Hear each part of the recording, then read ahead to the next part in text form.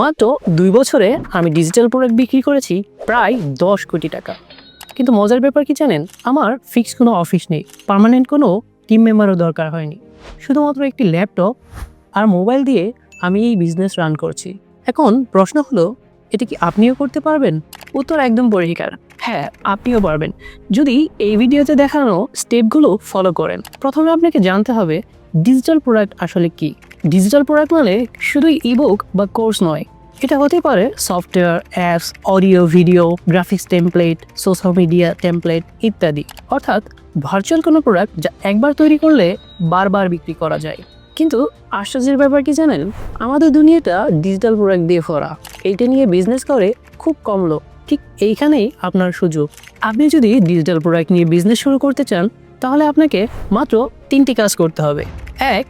Product তৈরি করা বা সোর্সিং করা। 2. সঠিক একটি মার্কেটিং স্ট্র্যাটেজি। 3. সেলসের জন্য পারফেক্ট একটা সেলস চ্যানেল নির্ধারণ করা। ব্যাস এইটুকুই। আর ডিজিটাল প্রোডাক্ট নিয়ে যদি আপনি সিরিয়াসলি A to Z জানতে চান, তবে সহজেই digital product business beginner two expert এই বুকটি আপনার জন্যই লেখা। এই বুকটি সম্পর্কে বিস্তারিত জানতে লার্ন মোর বাটনে অথবা ডেসক্রিপশনে থাকা লিঙ্কে ক্লিক করুন।